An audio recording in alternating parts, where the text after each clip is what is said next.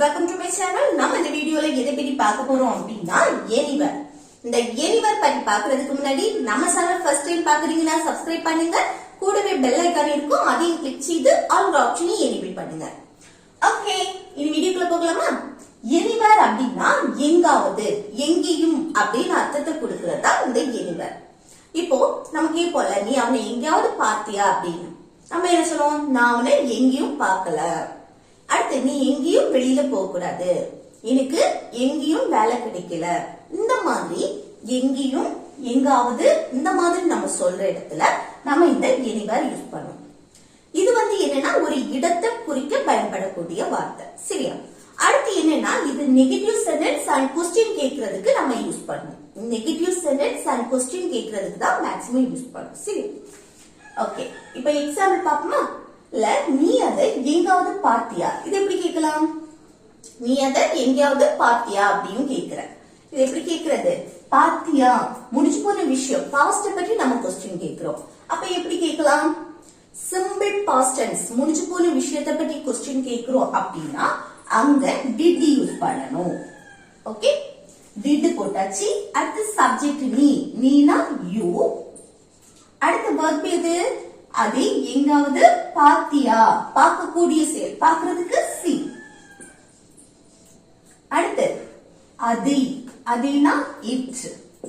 Okay, அடுத்து இல்ல that னு கூட சொல்லிக்கலாம். எங்காவது அப்படின்னா anywhere.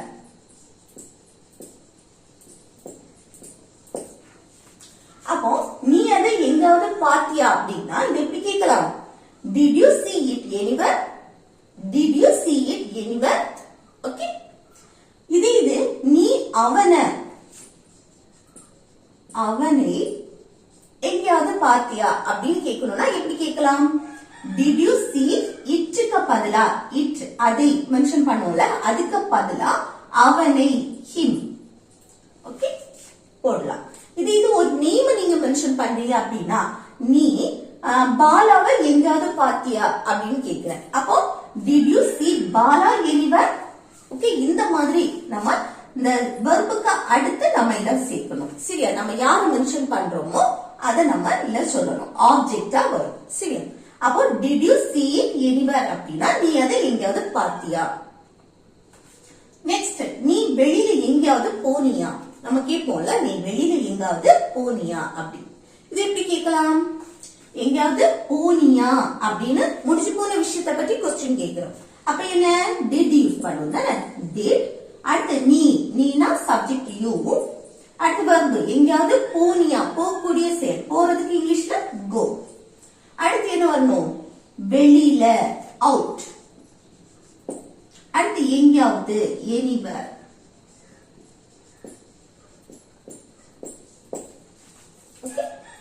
அப்ப நீ வெளியில எங்கேயாவது போனியா அப்படின்னா did you go out anywhere? did you go out anywhere?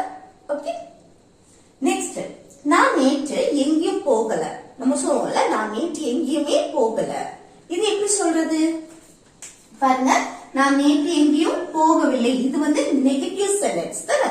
அப்ப நம்ம எப்படி பாஸ்ட் முடிஞ்சு போன விஷயத்தை பற்றி நம்ம பேசுறோம், நேற்று நடந்த விஷயம், அதுவும் நெகட்டிவ் சென்டென்ஸ். அப்ப சிம்பிள் பாஸ்ட் டென்ஸ்ல நம்ம நெகட்டிவா பேசுறோம். அப்ப எப்படி? ஃபர்ஸ்ட் நான் சப்ஜெக்ட் எழுதணும், ஐ. அடுத்து என்ன வரணும்னா சிம்பிள் முடிஞ்சு போன விஷயத்தை பற்றி நம்ம நெகட்டிவா பேசும்போது did யூஸ் பண்ணுவோம். சப்ஜெக்ட்டுக்கு அடுத்து did வரும். அடுத்து verb எங்கேயும் போகவில்லை, போறதுக்கு இங்கிலீஷ்ல go. அடுத்து எங்கேயும் anywhere. Okay, anywhere. அடுத்து நேற்று அப்படின்னா yesterday.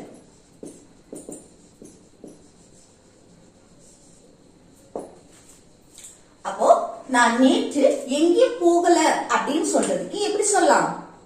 I didn't go anywhere yesterday. I didn't go anywhere yesterday.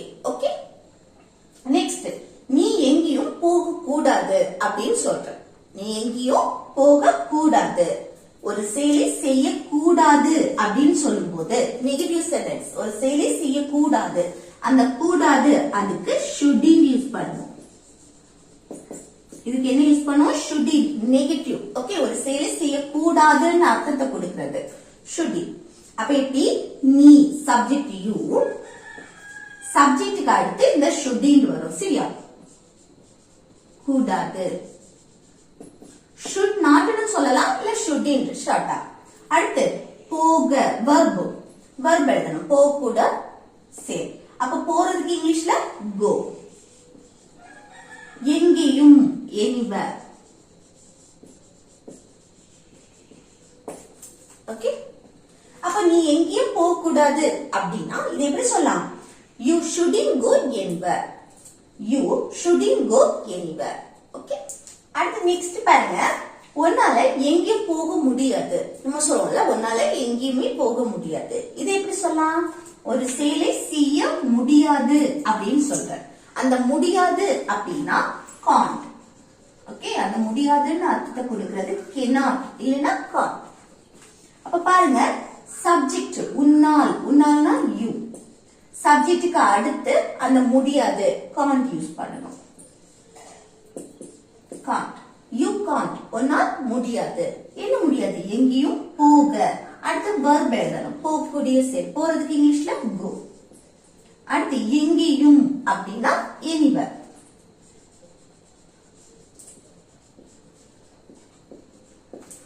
Okay, அப்போ உன்னால எங்கேயும் போக முடியாது அப்படின்னா you can't go anywhere. You can't go anywhere. Okay, next அது எங்கேயும் இல்ல. நம்ம சொல்லுவோம்ல, நான் எல்லா இடத்துலயும் தேடிட்டேன் ஆனா அது எங்கேயுமே இல்ல அப்படின்னு சொல்றேன். இது எப்படி சொல்லலாம்? அது எங்கேயும் இல்ல அப்படின்னா பாருங்க, அது இட். ஓகே, இல்ல தட்னு கூட சொல்லிக்கலாம். சரியா? இட். அடுத்து எங்கேயும் இல்ல, உன்னோட நிலையை பற்றி நம்ம சொல்றோம். ஓகே, அப்ப என்னன்னா be verb யூஸ் பண்ணுவோம். is. it is. எங்கேயும் இல்ல அப்படின்னு நெகட்டிவ் not சேர்க்கிறோம். அடுத்து எங்கேயும் அப்படின்னா anywhere. ஓகே, அப்போ அது எங்கேயும் இல்ல அப்படின்னா it is not anywhere. It is not anywhere. இல்லைன்னா எங்கேயும் இல்ல அப்படின்னா it is not anywhere. இதுக்கு பதிலா nowhere யூஸ் பண்ணிக்கலாம். ஓகே, nowhere வந்தாலே இங்க நெகட்டிவ் வேற வந்து வேர்ட் வரக்கூடாது. சரியா? இப்போ anywhere போட்டீங்கன்னா இங்க not போடணும். ஆனா nowhere போட்டீங்கன்னா இல்ல வந்து not எதுவுமே வேற நெகட்டிவ் வேர்ட் வரக்கூடாது. சரியா? அப்போ it is nowhere இந்த மாதிரியும் சொல்லலாம், இல்ல it is not anywhere இந்த மாதிரியும் சொல்லலாம். ஓகே, ரெண்டுக்குமே சேம் மீனிங் தான். அது எங்கேயும் இல்ல அப்படின்னு சொல்றதுக்கு. ஓகே, எப்படி சொல்லலாம்? அது எங்கேயும் இல்ல அப்படின்னா it is not anywhere, இல்லைன்னா it is anywhere. ஓகே, அடுத்து நெக்ஸ்ட், அந்த புத்தகம் எங்கேயும் இல்ல. நம்ம சொல்லுவோம்ல, அந்த புத்தகம் எங்கேயுமே இல்ல, எல்லா இடத்துலயும் தேடிட்டேன் ஆனா அந்த புத்தகம் கிடைக்கல, எங்கேயுமே இல்ல. இது எப்படி சொல்றது? பாருங்க, அந்த புத்தகம் இதுதான் சப்ஜெக்ட். that book. அந்த அதுக்கு that. Okay, that book. அதுக்கு அடுத்து என்ன வரணும்? அந்த புத்தகம் எங்கேயும் இல்ல, உன்னோட நிலையை பற்றி சொல்றோம். அப்போ is. ஓகே, புக் ஒரே ஒரு புக், சோ நம்ம is சேர்த்திருக்கோம். is. அடுத்து not போட்டுட்டு அடுத்து anywhere எங்கேயும், அதுக்கு anywhere. ஓகே, அப்போ அந்த புத்தகம் எங்கேயும் இல்ல அப்படின்னா that book is not anywhere. That book is not anywhere. இல்லைன்னா that book is not anywhere க்கு பதிலா nowhere போட்டுக்கலாம். ஓகே, not anywhere தூக்கிட்டு nowhere கூட போட்டுக்கலாம். அப்ப அந்த புத்தகம் எங்கேயும் இல்ல அப்படின்னா that book is not anywhere, இல்லைன்னா that book is nowhere. Okay, அடுத்து நான் அதை எல்லா இடத்துலயும் தேடிட்டேன். நம்ம சொல்லுவோம்ல, நான் அதை எல்லா இடத்துலயும் தேடினேன் ஆனா கிடைக்கல. இது எப்படி சொல்றது? நான் அதை எல்லா இடத்திலும், எல்லா இடத்திலும் இல்ல எங்கும். எங்கும் அப்படின்னு சொல்றதுக்கு நம்ம வந்து anywhere யூஸ் பண்ணுவோம். ஓகே, எங்கும் அப்படின்னு அர்த்தத்தை கொடுக்கிறது anywhere.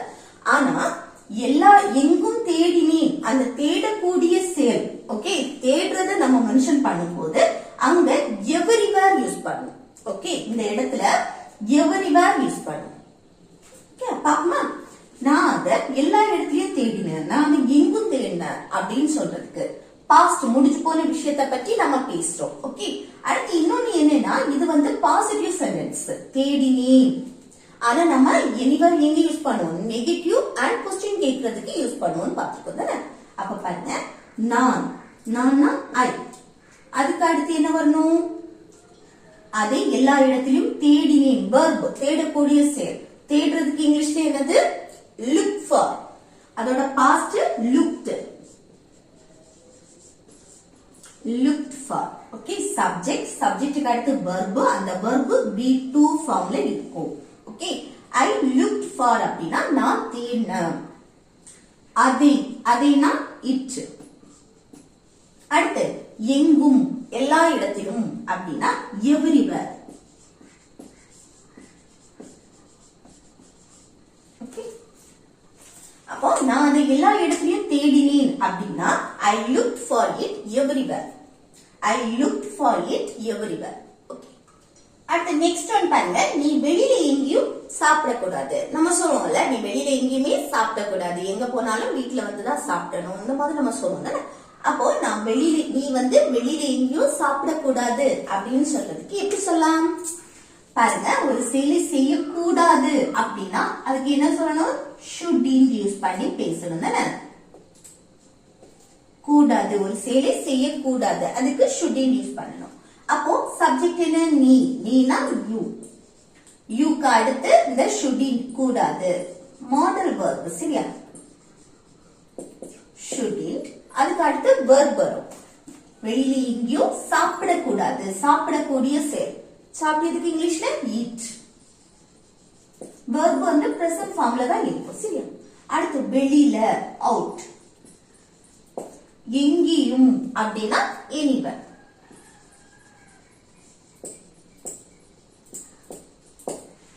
ஓகே, அப்போ நீ வெளியில எங்கேயும் சாப்பிடக்கூடாது, இது எப்படி சொல்லலாம்? You shouldn't eat out anywhere. You shouldn't eat out anywhere. Okay, next வெளியில எங்கேயும் சாப்பிடாத, இது வந்து ஒரு கட்டளையா நம்ம சொல்றோம். ஓகே, அங்க போகாத, தூங்காத, படிக்காத, இந்த மாதிரி வந்து விளையாடாத, டிவி பார்க்காத, இந்த மாதிரி நம்ம சொல்றோம்ல, இதெல்லாமே ஒரு கட்டளை வாக்கியம். ஓகே, நம்ம வந்து இது செய்யாத அப்படின்னு சொல்றது, வெளியில எங்கேயும் சாப்பிடாத அப்படின்னு ஒரு கட்டளையா சொல்றோம். ஓகே, அப்ப இங்க என்ன வரணும்? இங்க வந்து சப்ஜெக்ட் வரல, சோ வெளியில எங்கேயும் சாப்பிடாதுன்னு நெகட்டிவ் சென்டென்ஸ் வந்திருக்கு. அப்ப அங்க என்னது போடணும்? டோன்ட் யூஸ் பண்ணணும் தானே. டோன்ட் போட்டுட்டு அந்த verb அப்படியே எழுதும். சாப்பிடுறதுக்கு இங்கிலீஷ்ல eat. அப்போ டோன்ட் eat அப்படின்னா சாப்பிடாத. ஓகே, வெளியில out, எங்கேயும் அப்படின்னா anywhere. ஓகே, அப்போ வெளியில எங்கேயும் சாப்பிடாத அப்படின்னா இதை எப்படி சொல்லலாம்? Don't eat out anywhere. Don't eat out anywhere. Okay. Next, அத வேற எங்காவது தேடி பாரு. இது வந்து என்னது? Positive sentence. இதுல நம்ம வந்து பாருங்க, அத வேற எங்கயாவது தேடி பாரு அப்படின்னு சொல்றேன். இதை எப்படி சொல்லலாம்? இதுல வந்து சப்ஜெக்ட் வரல தானே, அப்போ நம்ம verb தான் ஃபர்ஸ்ட் எழுதுவோம். இது வந்து பாருங்க, அத வேற எங்கயாவது தேடி பாரு, தேடி பார்க்கக்கூடிய செயல். அப்ப verb என்னது? தேடி பார்க்கிறது. தேடி பார்க்கிறதுக்கு look for. look for verb first எழுதிருச்சு. அதுக்கு அடுத்து எதை தேடி பார்க்கணும்? அதை, அதைனா it. ஓகே, அடுத்து வேற எங்காவது. இந்த எங்காவது அப்படினாலே anywhere. இது வந்து என்னது? Positive sentence. நம்ம anywhere வந்து எங்க யூஸ் பண்ணணும்? நெகட்டிவ் அண்ட் क्वेश्चन கேக்குறதுக்கு யூஸ் பண்ணணும் தானே. அப்ப இது பாசிட்டிவ் சென்டென்ஸ்னால இதுல வந்து எங்காவதுன்னு அர்த்தத்தை கொடுக்கிறது somewhere. somewhere. ஓகே, அடுத்து வேற அப்படின்னா எஸ். ஆனா நிறைய பேர் அப்படி somewhere இதுக்கு போனோம், anywhere இதுக்கு போனோம் அப்படி எதுவும் பாக்குறது கிடையாது. நம்ம வந்து மாத்தி மாத்தி போட்டுப்போம், சரியா? ஆனா இது வந்து பாசிட்டிவ் சென்டென்ஸ்க்கு somewhere யூஸ் பண்ணுவோம், நெகட்டிவ்க்கும் क्वेश्चन கேக்குறதுக்கும் anywhere யூஸ் பண்ணுவோம். ஓகே, ஆனா என்ன அப்படி மேக்ஸிமம் அப்படி பாக்குறது கிடையாது. எப்படி வேணாலும் யூஸ் பண்ணிப்பாங்க. சரியா? இல்ல வந்து எனிவேர் யூஸ் பண்ணிப்பாங்க. ஓகே, அப்போ அத வேற எங்காவது தேடி பாரு அப்படின்னு சொல்றதுக்கு look for it somewhere else. look for it somewhere else. Okay, அடுத்து நான் அவளை எங்கேயும் கூட்டிட்டு போக மாட்டேன். நம்ம சொல்லுவோம்ல, நான் அவளை எங்கேயுமே நான் கூட்டிட்டு போக மாட்டேன் அப்படின்னு. இது வந்து என்னது? ஃபியூச்சரை மெயின் பண்ணி இனிமேல் நடக்கக்கூடிய செயல். ஓகே, அத வந்து நான் செய்ய மாட்டேன் அப்படின்னு ஒரு செயலை நான் செய்ய மாட்டேன்னு சொல்றேன். Negative sentence. அப்போ ஃபியூச்சர்ல நம்ம நெகட்டிவா பேசணும்னா அங்க won't யூஸ் பண்ணுவோம். will not இருக்குல்ல, இந்த will notக்கு பதிலா தான் நம்ம won't யூஸ் பண்றது. ஓகே, ஃபியூச்சர்ல நம்ம நெகட்டிவா பேசுறதுக்கு. அப்போ பாருங்க, ஃபர்ஸ்ட் நான் சப்ஜெக்ட் எழுதணும். சப்ஜெக்ட்டுக்கு அடுத்து இந்த won't எழுதணும். ஓகே, அடுத்து என்ன எழுதணும்? verb. அவளை எங்கேயும் கூட்டிட்டு போக மாட்டேன். அப்ப கூட்டிட்டு போறதுக்கு நம்ம இங்கிலீஷ்ல என்னது? டேக். கூட்டிட்டு போறதுக்கு டேக். ஓகே, அப்போ டேக்கு அடுத்து என்ன வரணும்னா அவளை. அவளைனா her. அதுக்கப்புறம் எங்கேயும். எங்கேயும்னா anywhere. ஓகே, அப்போ நான் அவளை எங்கேயும் கூட்டிட்டு போக மாட்டேன் அப்படின்னு சொல்றதுக்கு எப்படி சொல்லலாம்? I won't take her anywhere.